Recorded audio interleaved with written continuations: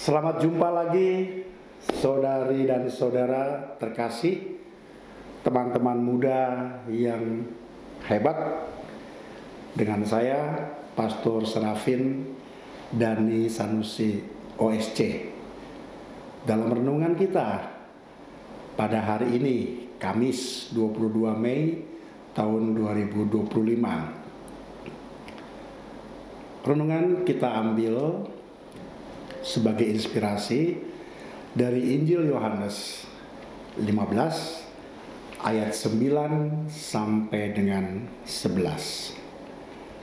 Seperti Bapa telah mengasihi aku, demikian juga aku telah mengasihi kamu. Tinggallah di dalam kasihku itu.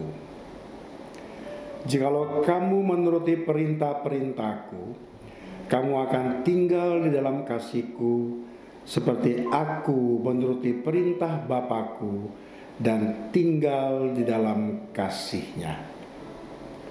Semuanya itu kukatakan kepadamu, supaya sukacitaku ada di dalam kamu dan sukacitamu menjadi penuh.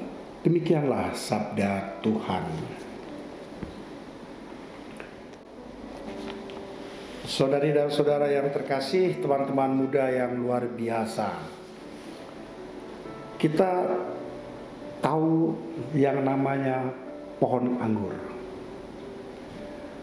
Pohonnya kokoh, dahan-dahannya menjalar luas sekali. Dengan melihat pohon yang kokoh dan dahan yang menjalar luas, kita pasti tahu bahwa pohon ini kuat. Tetapi tidak hanya kuat, pohon ini juga mampu menghasilkan buah yang luar biasa enaknya. Mengapa?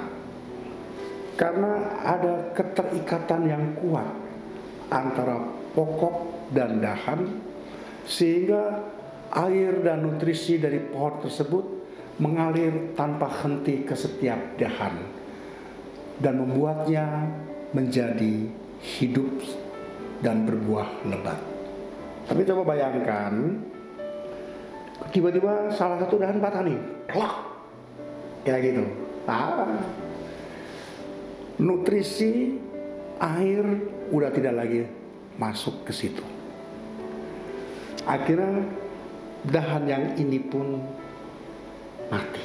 Sekarang kita membayangkan begini, saudari dan saudaraku yang terkasih, teman-teman muda yang luar biasa. Yesus adalah dahan yang pokok, batang yang kuat sekali. Mengapa Yesus disebut pokok batang yang kuat?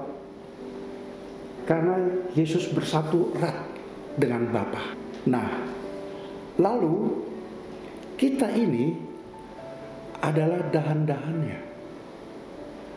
Maka kan pernah ada lagu sekolah minggu, Yesus pokok dan kitalah caranya, tinggallah di dalamnya. Nah, itu udah menggambarkan bahwa kita ini dahan loh. Dahan. Kalau dahan ini tidak pernah menempel ke batang yang kuat tadi, ke Yesus yang tadi, maka kita akan seperti dahan yang tidak akan pernah mendapatkan nutrisi, tidak akan mendapatkan air, lalu lama-lama kita kering dan mati. Maka kalau kita kembali lagi kepada Injil yang baru tadi kita dengarkan, Yesus mengatakan begini, Ia sungguh mengasihi kita semua, sama seperti Bapa mengasihi aku. Jadi ada kasih yang terikat satu dengan yang lainnya, yang tidak bisa dipisahkan. Dan inilah yang disebut dengan kasih sebagai anugerah ilahi. Jadi saudari dan saudara, mengapa kasih disebut sebagai anugerah ilahi? Karena memang sejak kita lahir, kasih itu sudah ada dalam diri kita. Berbeda dengan perbuatan jahat, berbeda dengan rasa malas, berbeda dengan rasa angkuh, berbeda dengan perbuatan-perbuatan tidak baik lainnya. Perbuatan-perbuatan tidak baik yang lain itu saya belajar dari orang yang ada di sekitar saya. Tetapi kasih, begitu kita lahir, langsung kita dapat anugerah ilahi, yaitu kasih. Langsung.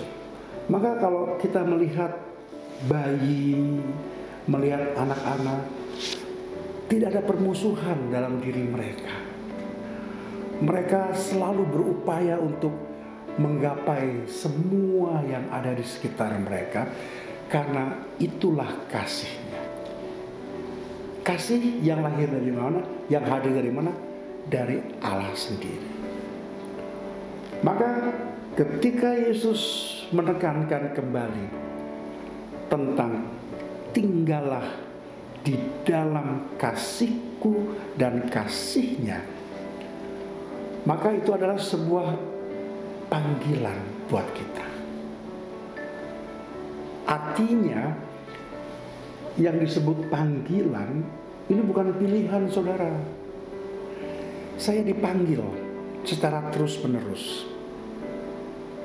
Ayo Bona, ayo Ucok, ayo Butet, ayo Emika, ayo Omri, sini semua, dipanggil kita semua dengan kasihnya Tuhan.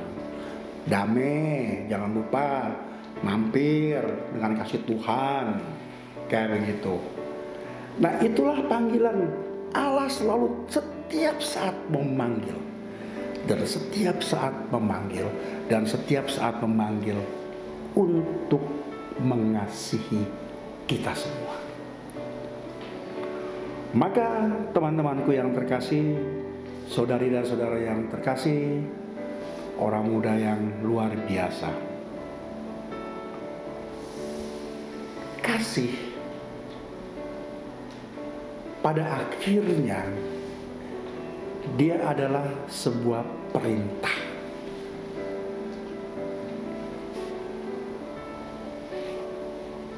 Bukan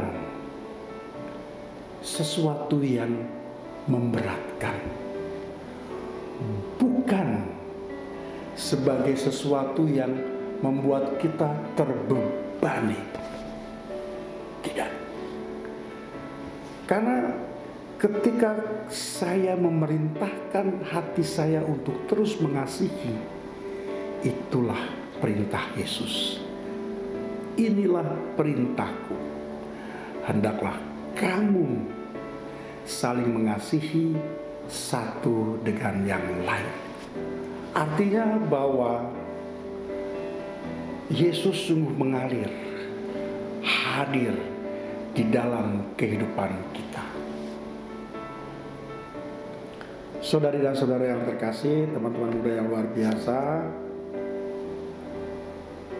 setiap orang pengen dong yang namanya hidup penuh dengan sukacita sejati. Boys, sukacita yang rasa-rasanya jangan sampai pergi dari tempat kita.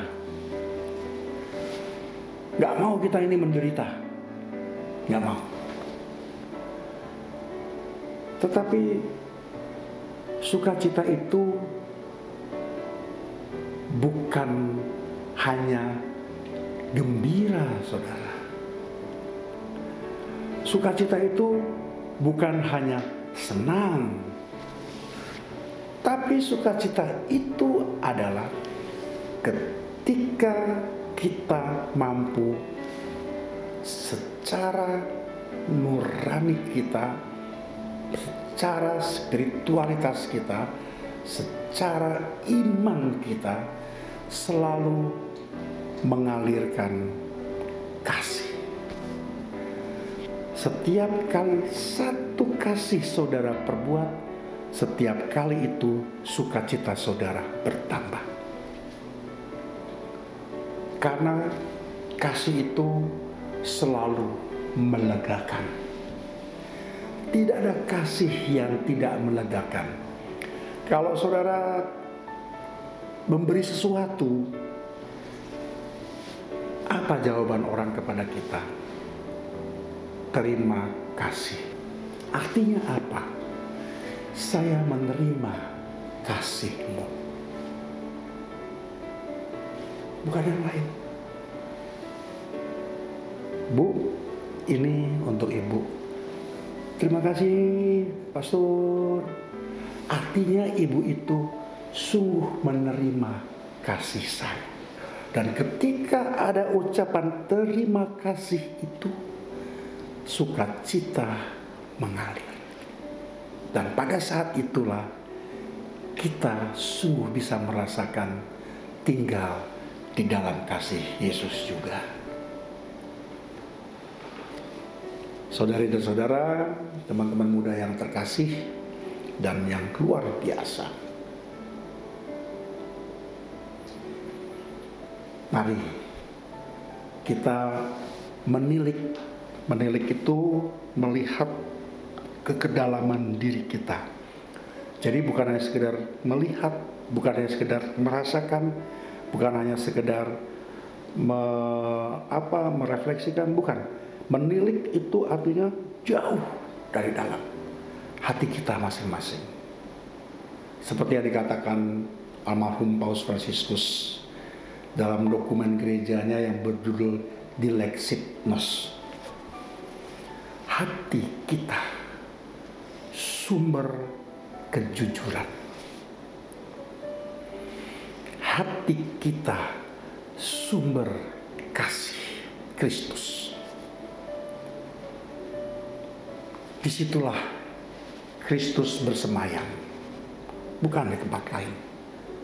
Maka hari ini saudara-saudara, ibu bapak, teman-teman muda yang luar biasa, Yesus mengundang kita semua untuk menempatkan dirinya dalam hati kita. Doakanlah mereka yang mengalami kesulitan. Itu sudah ungkapan kasih Kristus. Renungkanlah sabda Tuhan, itu sudah merupakan kasih Kristus. Menahan diri untuk tidak berkata-kata kotor gitu ya. Bukan kata-kata kotor yang menusuk hati orang. Bukan kotor saudara. Nah, maka kita sudah mengalirkan kasih Kristus. Banyak saudari dan saudara, teman-teman muda yang luar biasa, tindakan kasih itu. Mungkin tanpa kita sadari, kita sering berbuat itu. Sekarang, begitu kita berbuat kasih, kita merasakan sukacita. Yesus di dalam diri kita akan memenuhi seluruh hidup kita, memancar ke orang-orang yang ada di sekitar kita. Jadi teman-teman muda yang luar biasa, saudari dan saudara yang terkasih, kasih ilahi tidak akan pernah pudar. Hendaklah kalian saling mengasihi satu dengan yang lain, sehingga tinggallah di dalam kasih-Ku. Tuhan Yesus memberkati kita semua.